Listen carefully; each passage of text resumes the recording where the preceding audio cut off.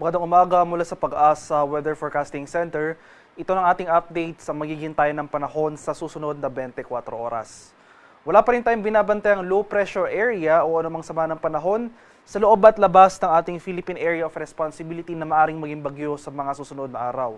Patuloy yung epekto ng Intertropical Convergence Zone o ITCZ na siyang magdudulot ng mga pag-ulan sa malaking bahagi ng Mindanao. Samantala, itong northeast monsoon o yung hanging amihan ay magdudulot rin ng mga pag-ulan at kaulapan sa ilang areas ng extreme northern Luzon. Dito sa Metro Manila at sa nalalabing bahagi ng ating bansa, makaranas muli tayo ngayong araw ng fair weather conditions, bahagyang maulap hanggang sa maulap na papawirin.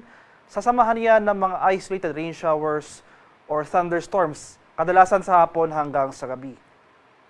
At para naman sa magiging lagay ng ating panahon ngayong araw dito sa Luzon, dahil lang sa epekto ng hanging amihan o yung northeast monsoon, asahan natin na mataas na tsansa na makaulapan at pag-ulan sa mga lalawigan ng Batanes, dito sa Cagayan at sa area ng Apayao.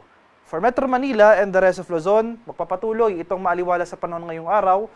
Magdala pa rin tayo ng pananggalang sa ulan dahil posible pa rin yung mga thunderstorms sa late afternoon to evening. Maximum temperature forecast para sa Lawag ngayong araw, posibleng umabot ng 31 degrees Celsius. 30 degrees naman sa area ng Tuguegarao at 24 degrees Celsius sa Baguio City. Maximum temperature forecast para sa Metro Manila ngayong araw, posibleng umabot ng 32 degrees Celsius. 32 degrees rin dito sa area ng Legazpi at 30 degrees Celsius sa bahagi ng Tagaytay. Sa mga areas naman ng Palawan, Visayas at sa Mindanao, itong ITCZ magdudulot ng mga kaulapan at mga kalat-kalat na pag-ulan, pakulog at pagkilat sa malaking bahagi ng Mindanao. Ngayon pa lamang, itong southern portion ng Mindanao nakakaranas na ng mga pag-ulan. Asahan natin na mas marami pa yung mga lugar na uulanin pagsapit ng hapon hanggang sa gabi. Kaya maganda tayo sa mga posibleng banta ng pagbaha at pagguho ng lupa, lalong-lalo na kung tuloy-tuloy ang pag-ulan na ating mararanasan sa malaking bahagi ng Mindanao. For Palawan at sa malaking bahagi naman ng Visayas ay maaliwala sa panahon rin na ating haharapin ngayong araw. Nandiyan pa rin yung mga tsansa ng mga pag-ulan na dulot ng thunderstorms.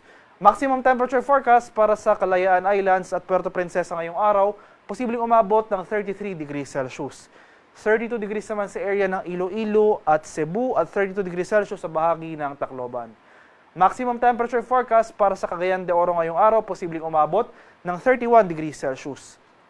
32 degrees naman sa area ng Davao at 32 degrees Celsius sa bahagi ng Zamboanga. Sa kalagayan naman ating karagatan sa kasalukuyan, wala nang nakataas na gale warning sa anumang baybay na ating kapuluan.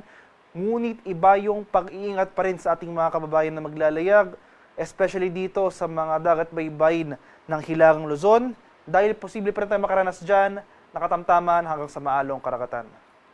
At para naman sa ating 3-day weather outlook sa mga susunod na araw, patuloy na magdudulot ang amihan ng maulap na kalangitan at mga pag-ulan sa mga lalawigan ng Batanes, Apayao at Cagayan. So itong areas sa extreme northern Luzon, for the next 3 days, asahan pa rin natin ang mga kaulapan at pag-ulan na dala ng amihan. And starting on Thursday, inaasahan natin ang panibagong bugso o surge ng northeast monsoon. So malaking bahagi ng Hilagang Luzon, maapektuhan na ng hanging amihan. Asahan natin na bababa yung thunderstorm activity at so mababawasan yung mga malalakas sa pag-ulan na dala ng thunderstorms. At kung magkakaroon tayo ng pag-ulan dito sa area ng Northern Luzon, ito yung mga light rains o yung mga pag-ambon na lamang. At asahan na rin natin yung pagbaba ng temperatura, especially sa madaling araw. Samantala, itong ITCZ or Intertropical Convergence Zone, patuloy na magdudulot ng mga pag-ulan at kaulapan sa malaking bahagi ng Mindanao. Inaasahan natin na aakyat ito in the coming days.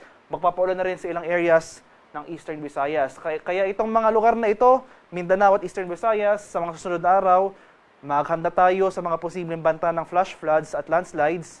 At lagi naman tabi sa mga weather updates sa pinapalabas ng Pag-asa. Sa mga lugar na hindi ko nabanggit for Metro Manila and the rest of the country sa mga susunod na araw, asahan naman natin magpapatuloy itong fair weather conditions. Magdala pa rin po tayo ng pananggalang sa ulan dahil hindi natin tinatanggal yung posibilidad ng mga thunderstorms sa hapon hanggang sa gabi. At yung haring araw dito sa Kamanilaan ay sisikat mamayang 6:02 ng umaga at lulubog naman mamaya sa ganap na 5:24 ng hapon.